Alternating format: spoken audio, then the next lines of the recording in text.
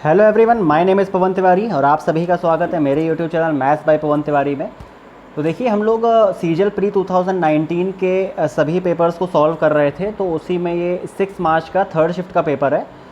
तो आइए स्टार्ट करते हैं इस पेपर को। और सबसे पहले मैं बता दूं कि जो भी व्यूवर उन्होंने अभी तक मेरे चैनल को सब्सक्राइब नहीं किया है तो वो चैनल को सब्सक्राइब कर लें, क्योंकि मैं बहुत सारे वीडियोस आपके लिए ला रहा हूं। तो आप लोग भी मेरे चैनल को सब्सक्राइब कर सकते हैं, जिससे हम लोग थोड़ा सा मोटिवेशन मिले और ज़्यादा वीडियोस बनाने के लिए। ठीक है, तो ये स्टार्ट करते हैं पहले क्वेश्चन से। पहला क्वेश्चन देखिए क्या कह रहा है। और देखिए, यहाँ पर हम लोग प्रैक्टिस कर रहे हैं, तो बहुत ज़्यादा डीप में नहीं जाएंगे हम लोग कॉन्सेप्ट के, बट फिर भी आपको काफ़ी क्लैरिटी मिलेगी जो भी मैं आपको समझाऊंगा। तो देखिए, पहला क्वेश्चन कह रहा है कि किसी धनराशि पर साधारण ब्याज की दर पर 4 वर्ष के लिए 5%, ठीक है, 3 वर्ष के लिए 8%। तो देखिए, 4 वर्ष ये हो गए, 3 वर्ष ये हो गए। अब देखिए, 7 साल से अधिक की अवधि के लिए 10%। तो 10 वर्षों में, तो देखिए 4 वर्ष अगर समय था तो 5 दर थी, तो कितना ब्याज मिला होगा? 20। अगर 3 समय था तो 8% दर थी, तो यहाँ से मिला होगा 24। ठीक है, अगर मैं 100 रुपये क्या मान लूँ, प्रिंसिपल मान लेता हूँ, मूलधन मान लेता हूँ, तो उस बिहाफ पे ये चल रहा है आपका। ठीक है, अब देखिए 7 साल से अधिक, तो 4 और 3 7 साल तो हो गए। 10 साल के लिए और कितने साल बचे हैं? 3 साल। और उसके लिए आपकी रेट ऑफ इंटरेस्ट क्या है? 10। तो यहाँ से 30 आ जाएगा। ठीक है, तो 100। अब आपसे क्या बोला है कि तो साधारण ब्याज कितना? 1850 है।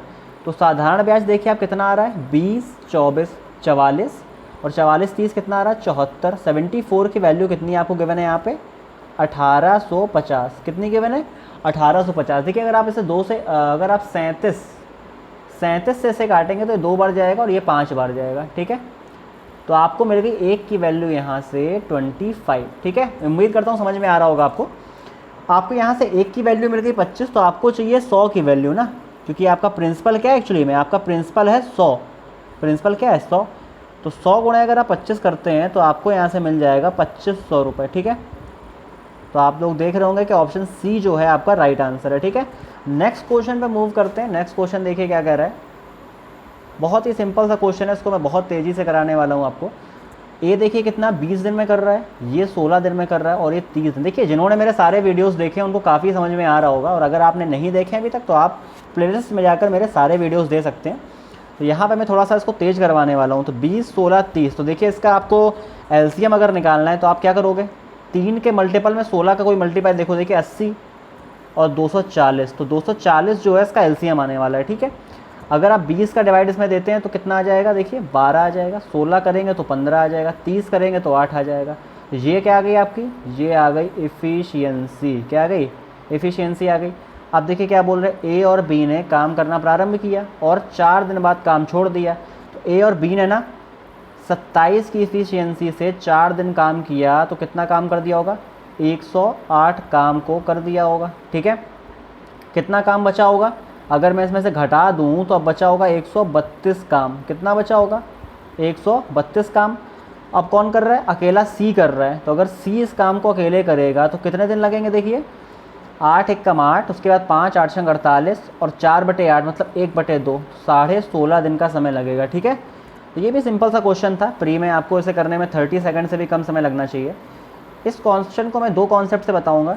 पहला कॉन्सेप्ट है बेसिक कॉन्सेप्ट, जिसमें आपको क्या करना होता है, इसमें आपको दोनों तरफ ए अगर ऐड कर दूं, देखिए बी और सी यहाँ पर प्रेजेंट है, तो अगर मैं यहाँ पर ए और ऐड कर दूं तो ये कुछ इस तरीके से बन जाएगा ax + a। ठीक है, अब आपको देखिए यहाँ से इसको क्या लिख सकते हैं, आप लोग लिख सकते हैं ए कॉमन ले लूँ x + 1।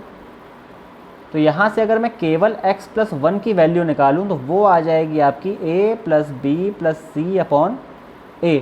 ठीक है,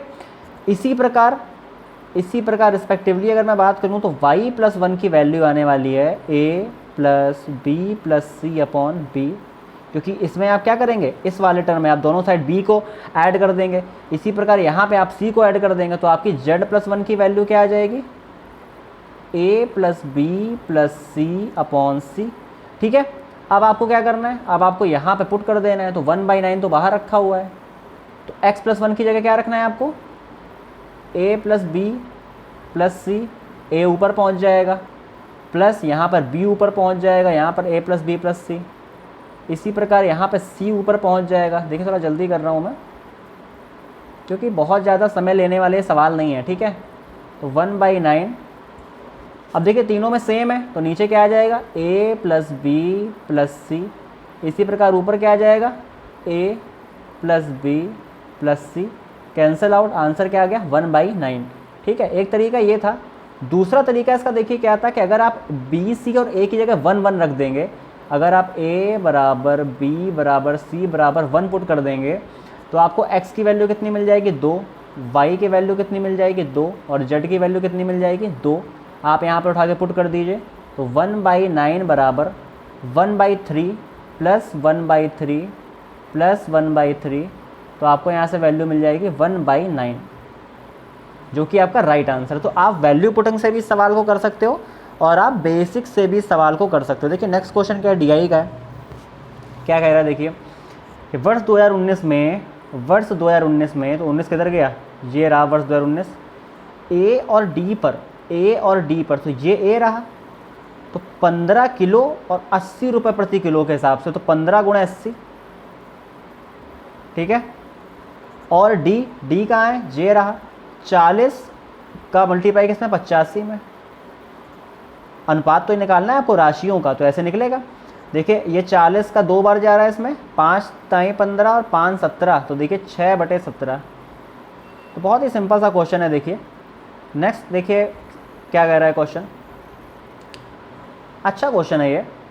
इसमें देखिए क्या कह रहे हैं कि 3, अगर मैं संख्या को x मान लेता हूँ, दूसरी संख्या 2x और तीसरी संख्या 4x हो जाएगी, ठीक है। अब इसके बाद देखिए क्या बोल रहे हैं कि वर्गों का योग 1029 है, तो अगर मैं इसका स्क्वायर करूं, सबका ऐड करूं, तो कितना आ जाएगा, 16, 4, 20 और 21x² की वैल्यू क्या आ जाएगी आपकी, 1029, ठीक है। तो अगर मैं इसको 7 से कटता हूं पहले, तो 3 आ जाएगा, यहाँ 7 × 1 = 7 और 7 × 4 = 28, 7 × 7 = 49। अगर x को मैं फर्दर काटता हूँ तो 3 × 4 = 12 और 3 × 9 = 27, मतलब x की वैल्यू आपकी कितनी आ गई, 7। तो आपसे क्या बोल रहे हैं, सबसे बड़ी संख्या और सबसे छोटी संख्या के बीच का क्या अंतर है, सबसे छोटी संख्या सबसे बड़ी संख्या के बीच में क्या अंतर है। तो बड़ी संख्या कौन सी है, 4x, छोटी कौन सी है, तो इसमें अंतर कितना आ रहा है, 3x आ रहा है। तो अगर आप इसका मल्टीप्लाई करेंगे तो कितना आ जाएगा, 21 आ जाएगा, और 21 आपका राइट आंसर है, ठीक है। नेक्स्ट क्वेश्चन पे मूव करते हैं। नेक्स्ट क्वेश्चन देखिए क्या कह रहा है।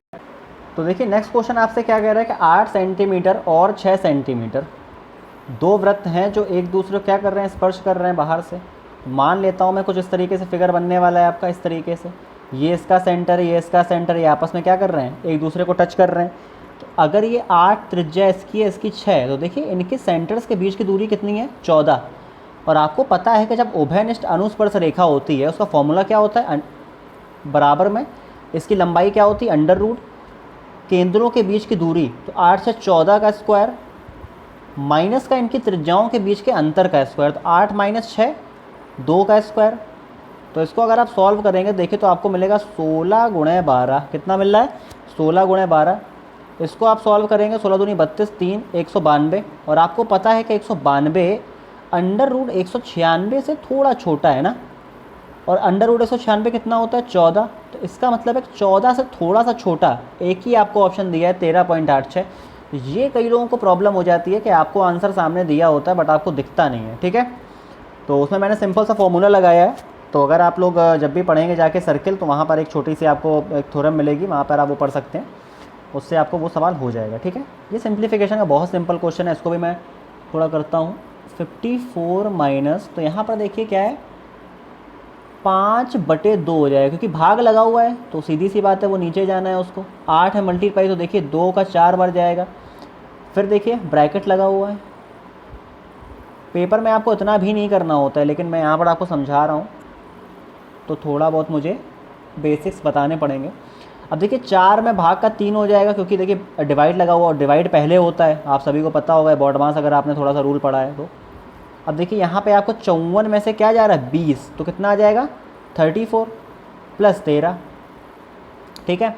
यहाँ पे देखिए आपको क्या मिलता हुआ दिख रहा है, 48 माइनस, अब देखिए ये कितना मिल रहा है, 32/3, और अगर इस 3 को मैं यहाँ ले जाऊँ तो 6 बना रहा है, तो 32 6 38 हो जाएगा, 38/3 आ जाएगा। यहाँ पे आपको दिख रहा है 47। अब देखिए 47 का मल्टीपल यहाँ पर 2 ऑप्शन है, तो इनमें से कोई आंसर होगा, ठीक है। तो आपको ऑप्शंस पे भी नज़र रखनी है। अब देखिए यहाँ से अगर मैं 48 का 3 में मल्टीप्लाई करूँ तो कितना मिलेगा आपको 144, और 144 में से 38 जाएगा तो मिलेगा 106, और जो नीचे का 3 है वो ऊपर पहुँच जाएगा। तो आपको कौन सा ऑप्शन मिल रहा है? आपको ऑप्शन मिल रहा है ये वाला, जो कि सही है। ठीक है, 106 नीचे है, देखिए यहाँ पे भी 106 नीचे, ऊपर आ रहा है 141, ये वाला ऑप्शन आपका सही आंसर है। नेक्स्ट क्वेश्चन देखते हैं क्या कह रहा है।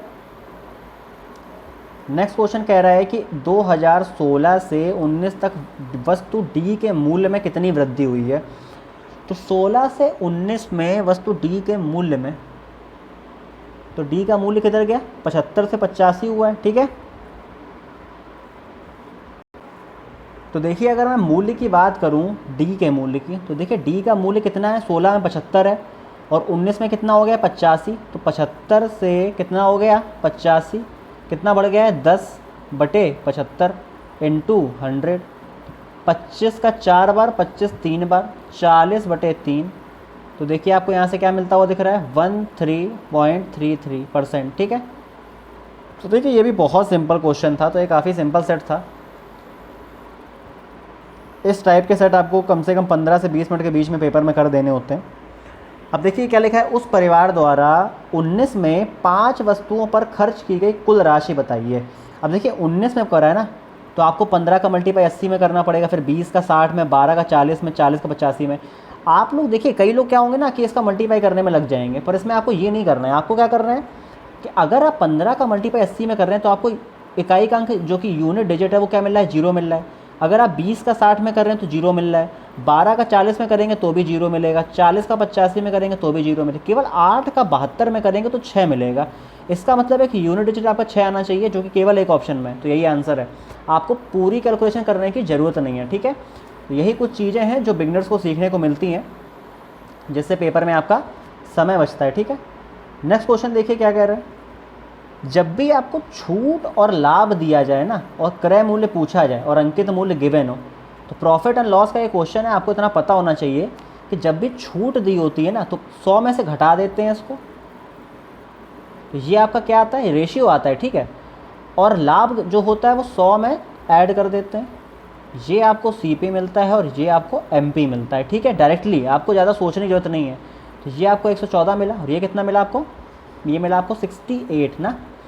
114 की वैल्यू आपको गिवन है 342, जो कि आप दिख रहा है कि 3 टाइम्स है। कितने टाइम्स है? 3 टाइम्स। तो इसमें अगर आप 3 का मल्टीप्लाई करेंगे, 3 × 24, 2 3 × 18, 2 20। देखिए थोड़ा फास्ट करवा रहा हूँ मैं, उम्मीद करता हूँ आपको समझ में आ रहा होगा। नेक्स्ट क्वेश्चन देखिए क्या है। ये भी देखिए बहुत सिंपल क्वेश्चन है कि 3 कोणों का अनुपात दिया है। सबसे पहले आपको 5 3 8 4 12, तो 12 की वैल्यू आपको पता है, तीनों का योगफल 180 होता है। एक का कितना हो जाएगा? 15 डिग्री। आपसे क्या बोला? सबसे बड़े और सबसे छोटे के बीच का अंतर। तो देखिए सबसे बड़ा कौन है? 5, सबसे छोटा है 3, अंतर कितना है? 2। तो अगर एक की वैल्यू 15 डिग्री, 2 की वैल्यू कितनी? 30 डिग्री। 30 डिग्री आपका राइट आंसर। ठीक है, नेक्स्ट क्वेश्चन देखते हैं। नेक्स्ट क्वेश्चन है बहुत सिंपल, पेन नहीं उठाना है इसमें आपको। अगर एक वस्तु 16% के लाभ पर बेची जाती है तो 100 से कितने में जा रही है? 116 में। अगर वही वस्तु 20% का लाभ दे तो कितने में जा रही है? 120 में। इनके बीच का अंतर कितना आ रहा है? 4। 4 की वैल्यू कितनी दी है आपको? 36। 1 की वैल्यू 9, 100 की वैल्यू 900। ठीक है, कितना सिंपल सा सवाल है। ये स्टैंडर्ड है SSC के प्री का। ठीक है, ये क्वेश्चन देखिए थोड़ा सा अच्छा है क्योंकि थोड़ा सा घुमा के दिया गया, डायरेक्टली नहीं दिया गया आपको। इसके लिए आपको एक चीज़ पता होनी चाहिए, जो कि मैं आपको बताने वाला हूँ कि A + 1/A क्या होता है? C। अगर C होता है तो AQ + 1/A³ क्या होता है? CQ - 3C। देखिए बहुत बेसिक कॉन्सेप्ट है, अलजेब्रा में बताऊँगा जब मैं चैप्टर वाइज जो पढ़ा रहा हूँ, टॉपिक वाइज, उसमें मैं आपको अलजेब्रा में समझाऊँगा ये चीज़ बेसिक्स में। यहाँ पर आपको देखिए डायरेक्टली देखना है, जिनको पता है बहुत अच्छी चीज़ है। A + 1/A अगर C है तो AQ + 1/AQ CQ - 3C होता है। और देखिए आपको यहाँ पर 52 दिया गया, इसका मतलब है कि C की वैल्यू अगर 4 है तो देखिए आपको पता होना चाहिए था कि 4Q - का 3 चौक 12, तो देखिए 52 आ रहा है ना। इसका मतलब है कि A + 1/A की वैल्यू आपको गैस कर रही थी कि यहाँ पर 4 होनी है। ठीक है, अगर जो लोग नहीं गैस कर पाए तो वो काफ़ी समस्या में रहे होंगे इस क्वेश्चन में। तो 2 × 4 अगर मैं कर दूं तो यहाँ पर आपका आंसर आ रहा है 8। ठीक है, जो कि आपका राइट आंसर है। तो मैंने बताया कि आपको ये चीज़ गैस करनी थी कि A + 1/A क्या आता है? 4 आता है। ठीक है, यहाँ पर देखिए बहुत सिंपल क्वेश्चन है कि 3, 7, 18 से विभाज्य सबसे छोटा पूर्णांक, सबसे छोटा क्या दिख रहा है आपको 63, तो क्या वो देखिए 18 से जाएगा? बिल्कुल नहीं जाएगा, तो ये तो गलत हो जाता एग्ज़ाम में।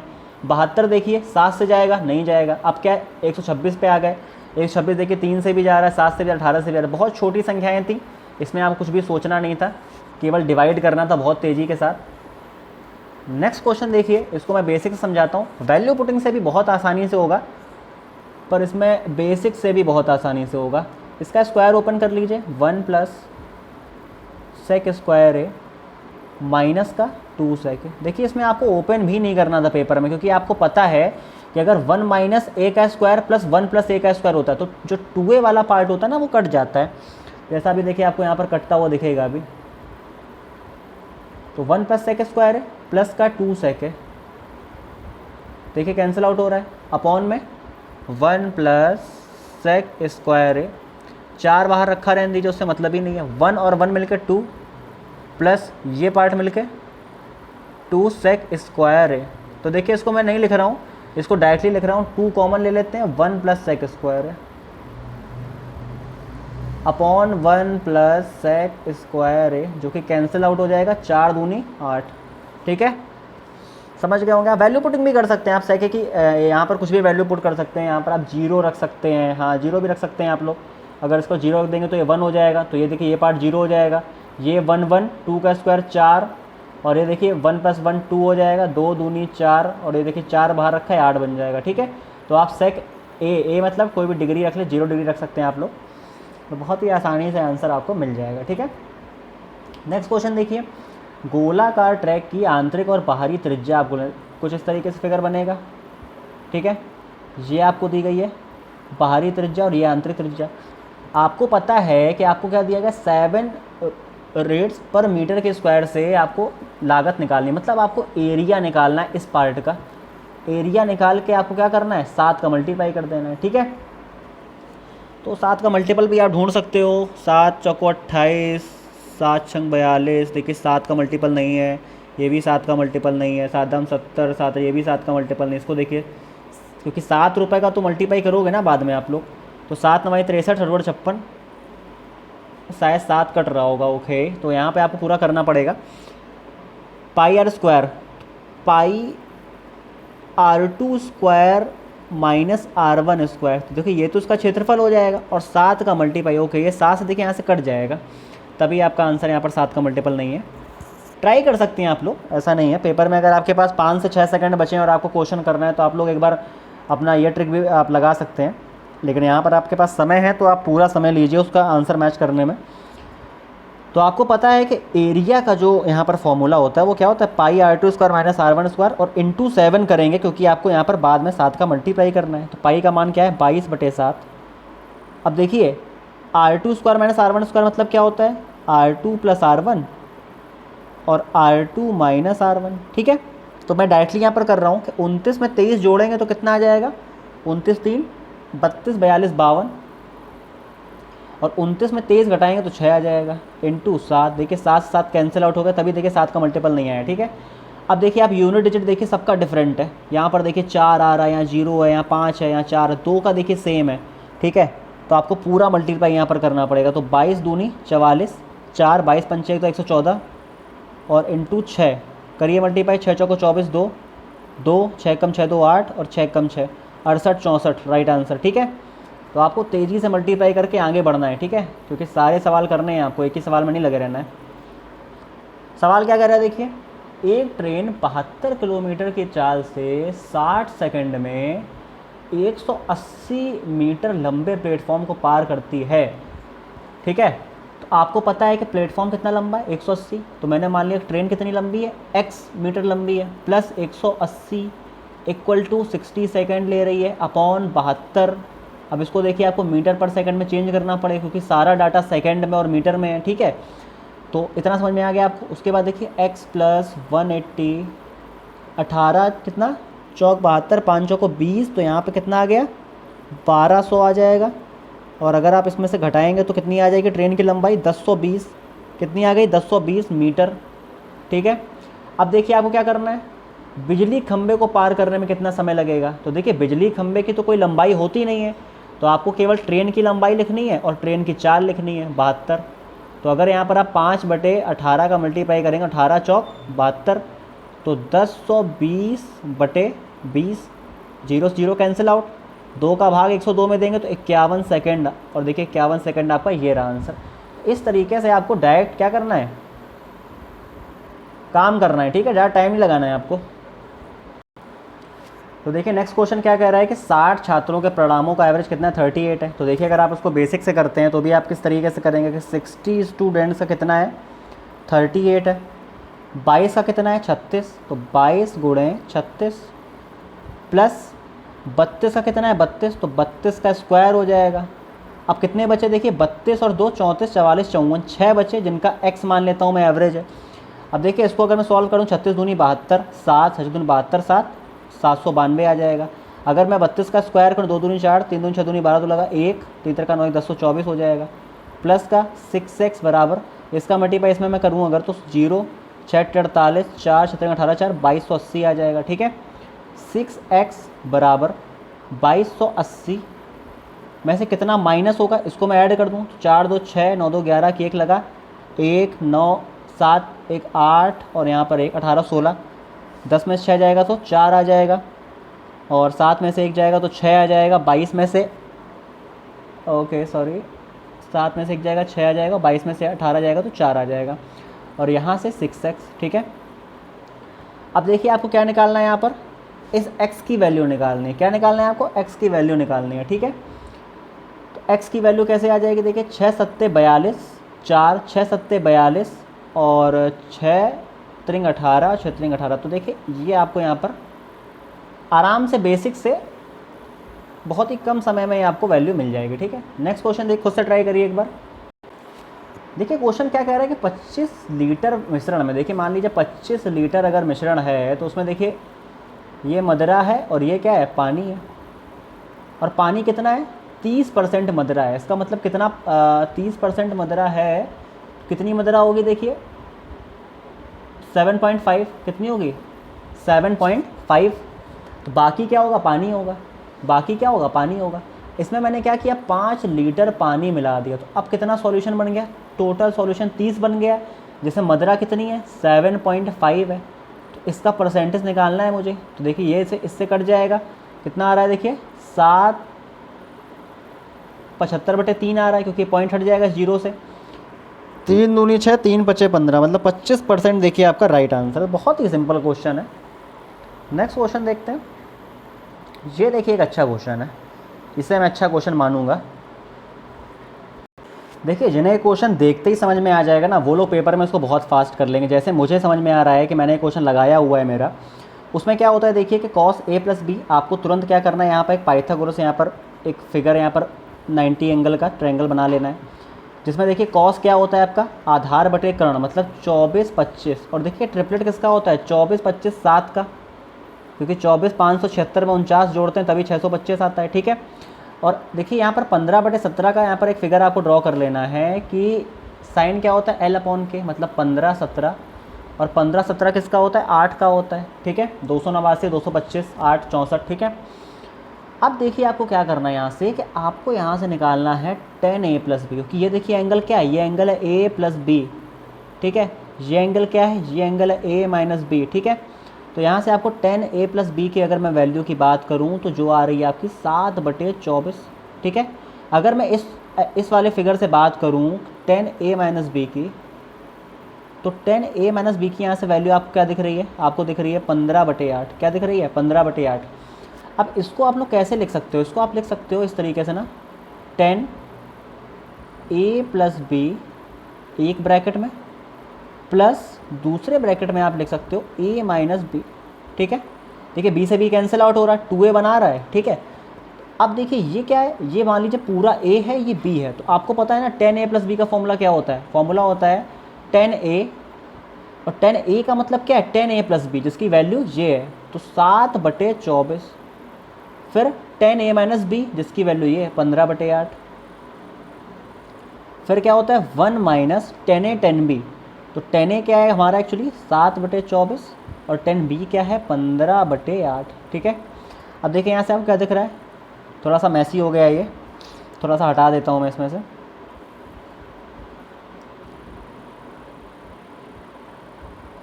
ठीक है, थोड़ा सा वेट करिए, बस विद इन 5 सेकंड का वेट करिए केवल। ठीक है,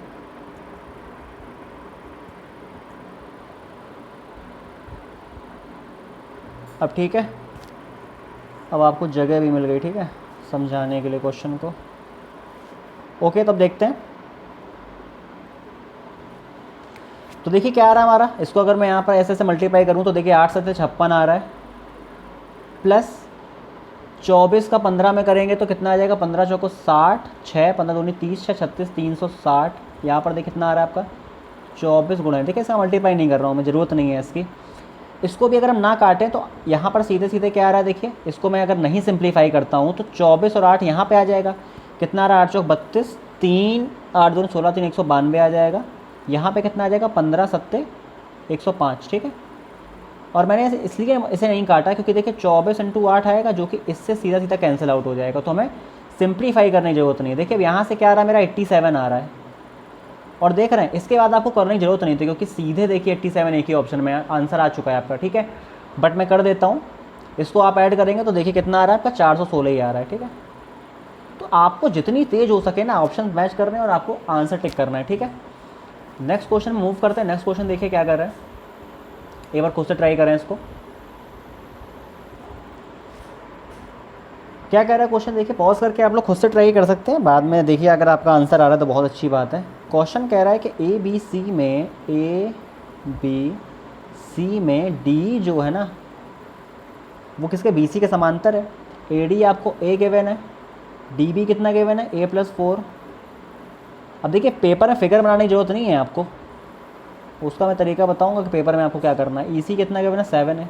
आपको पता है कि थ्योरम होती है AD अपॉन DB बराबर AE अपॉन EC, ठीक है। तो वो डायरेक्टली आपको पेपर में रखना था कि A अपॉन A+4 बराबर किसके होता है 2A+3 अपॉन 7 है। देखिए आप A की डायरेक्ट, क्योंकि A की वैल्यू आपसे पूछी है तो आप सीधे ऑप्शन से उठा के यहाँ वैल्यू पुट भी कर सकते हो, ठीक है। नहीं करना है तो आप ऐसे भी कर सकते हो, 7 का इसमें करेंगे तो 7A² आ जाएगा बराबर, ओके। फिर क्या हो जाएगा, A का इसमें करेंगे तो 2A² plus 3A plus 2A² plus का फिर 8A भी आएगा, 3A भी आएगा, फिर कितना आएगा 12 आएगा। फिर आफ्टर दैट कितना आएगा 5A² माइनस का 11A प्लस का 12। सबसे अच्छा वही था मेरे ख्याल से, यहीं पे आप अगर वैल्यू पुट कर लेते हैं ना तो वो सबसे सही रहता है, क्योंकि देखिए अगर 3 आप रखते हैं ना तो 3/7 बराबर 3 दूनी 6 3 9 और बटे, तो देखिए 3 त्रिका 9, 3/7 3/7 आ रहा है, इसका मतलब देखिए आपकी वैल्यू क्या आ गई 3, ठीक है। तो वैल्यू पुटिंग सबसे बेस्ट रहता है, उससे क्या होता है सवाल वहीं पर ख़त्म हो जाता है, आपको आगे करने की ज़रूरत नहीं है। ऑप्शंस का फुल यूज़ करिए क्योंकि ऑप्शंस भी आपको गिवन है पेपर में, ऐसा नहीं है कि आपको बिना ऑप्शंस के क्वेश्चन दिया गया है, तो आपको ज़्यादा हीरो बनने की ज़रूरत नहीं है, ऑप्शंस की फुल हेल्प लीजिए, ठीक है। नेक्स्ट क्वेश्चन ट्राई करिए, काफ़ी अच्छा क्वेश्चन है, एक बार खुद से ट्राई करें। तो देखिए मैं आपको बता चुका हूँ कि 10A को अगर मैं लिख लूँ sin A upon cos A, तो जिन्होंने मेरे सारे वीडियोस देखे हैं वो इस बात को ज़रूर समझेंगे कि मैंने बताया है कि कब आप इन वैल्यूज़ को डायरेक्टली पुट कर सकते हैं sin A cos A की जगह और कब नहीं कर सकते हैं, ये सबसे बड़ा फैक्ट है, ठीक है। अगर आप पूरा पाइथागोरस चार्ट बना के और फिर sin A cos A की वैल्यू रखेंगे तो वो करने की ज़रूरत नहीं होती है। अगर आपको यहाँ पर 1+ या 2+ समथिंग नहीं दिया गया है, केवल आपको देखिए यहाँ पर अगर मैं बात करूँ तो आपको 1+ समथिंग नहीं दिया गया, आपको सीधे मल्टीपल में 5 है 2 cos A 4 cos A सबके मल्टीपल में दिया गया है। आप यहाँ पर डायरेक्टली वैल्यू पुट कर सकते हैं किसकी, sin A और cos A की, ठीक है। जो वैल्यूज़ क्या हैं एक्चुअली में 21/20, तो देखिए अगर मैं sin A की 21 और cos A की 20 रखता हूँ तो क्या होगा 21 पंचे 105 माइनस का 40, 4 cos A मतलब 80 माइनस का 7 त्रिक 21 3 पचे 15, तो देखिए यहाँ पर 65 आ रहा है नीचे और ऊपर भी 65 आ रहा है, कैंसिल आउट, कितना आ जाएगा आंसर 1, ठीक है। बहुत ही सिंपल क्वेश्चन था ये। नेक्स्ट क्वेश्चन देखिए खुद से ट्राई करिए एक बार।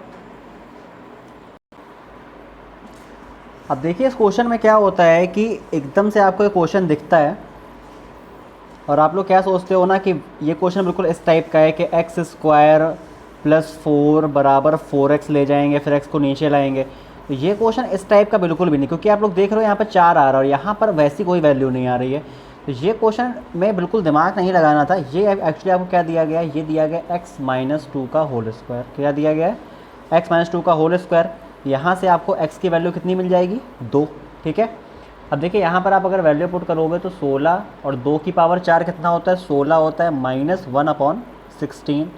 अब देखिए 16 और देखिए 16 का 16 मल्टीप्लाई करेंगे 256 -1/16। तो 16 से 16 कैंसिल आउट हो जाएगा। तो ये क्या आ जाएगा आपका, ये जो आपका आंसर आ रहा है कितना आ जाएगा, 255। ठीक है, तो आपको बस इस क्वेश्चन में यही देखना था कि ये x-2 का होल स्क्वायर है, जिससे आपकी x की वैल्यू कितनी आ जाएगी, 2 आ जाएगी। ठीक है, इस क्वेश्चन को ट्राई करिए। तो देखिए इस क्वेश्चन में क्या करना है आपको, सबसे पहले बोला है कि ABC एक वृत्त पर 3 बिंदु हैं। फिर क्वेश्चन को आपको थोड़ा सा आगे और पढ़ना है कि जीवाएं AB और AC, इसका मतलब है कि आपको A पॉइंट से एक जीवा AB खींचनी है, उसी पॉइंट से एक जीवा AC खींचनी है। ठीक है, इसीलिए स्टार्टिंग में आप ABC लाइन से नहीं रख सकते, क्योंकि आपको देखिए उसने बोला कि AB और AC 2 जीवा है, मतलब एक ही A पॉइंट से AB जीवा है और इसी पॉइंट से AC जीवा है। क्या कर रही है, मान लीजिए O केंद्र है, O केंद्र पर कोण बनाते हैं 80 और 120 का। मतलब AB जीवा 80 का बना रही है, AB जीवा बना रही है 80 का और ये बना रहा है 120 का। ठीक है, अब देखिए आपको पता है कि 80 मतलब ये जो रेडियस है और ये भी रेडियस है, इसका मतलब है कि जो एंगल ये बनेगा वही ये बनेगा। तो यहाँ पर देखिए आपको क्या दिख रहा है, तो ये देखिए 50-50 के बनेंगे, दोनों कितने के बनेंगे, 50-50 के। इसी प्रकार देखिए ये भी रेडियस है और ये भी रेडियस है, तो ये 120 है तो ये भी 30 का बनेगा और ये भी 30 का बनेगा। और आपसे पूछा क्या गया है, BAC का मान, मतलब ये टोटल एंगल कितना है, 50 और 30 80, कितना है 80। लास्ट क्वेश्चन देखिए जो कि DI का है, एक बार खुद से लगाइए इसको। तो देखिए क्वेश्चन क्या कह रहा है कि 2016 की तुलना में 2019 में वस्तु B और C पर अतिरिक्त व्यय की राशि ज्ञात करें। ठीक है, तो देखिए क्वेश्चन को समझना बहुत ज़रूरी है किसी भी क्वेश्चन को करने से पहले। तो सबसे पहले क्वेश्चन को आपको पेपर में अच्छे से पढ़ना है, क्योंकि पेपर में आप थोड़े से नर्वस रहते हैं तो क्वेश्चंस को सही से नहीं पढ़ते, तो आपको क्वेश्चंस को सही से पढ़ना है। तो देखिए 16 में B और C, तो देखिए ये B रहा हमारा, ये C रहा, तो देखना है कि 16 में कितना खर्चा कर रहा है। तो अगर मैं B की बात करूँ तो वो 1000 रुपये खर्च कर रहा है, और C कितना खर्च कर रहा है 2016 में, 2016 और ये 2019, तो 1000, और ये देखिए 12×5 60 और 12×3 36 420 रुपये। अब देखिए यही 19 में कितना कर रहा है, यहाँ पे 1200 रुपये कर रहा है और यहाँ पे कितना कर रहा है 480 रुपये। तो देखिए अगर इसको टोटल की मैं बात करूँ तो यहाँ पर 200 रुपये ज़्यादा है, यहाँ 60, तो इसका मतलब टोटल कितना ज़्यादा है, 260 रुपये अतिरिक्त व्यय किया है। ठीक है, ये आपका आंसर हो गया। तो देखिए लास्ट क्वेश्चन था इस वीडियो में, इतना ही। और अगर आपने मेरे चैनल को सब्सक्राइब नहीं किया तो चैनल सब्सक्राइब कर सकते हैं और लाइक कर सकते हैं और वीडियो को शेयर कर सकते हैं। और भी प्लेलिस्ट में जाकर मेरे बहुत सारे वीडियोस पड़े हो, वो आप लोग देख सकते हैं, काफ़ी अच्छे वीडियोस हैं। तो ठीक है, आज के वीडियो में इतना ही, मिलते हैं नेक्स्ट वीडियो में। Thank you so much for watching this video.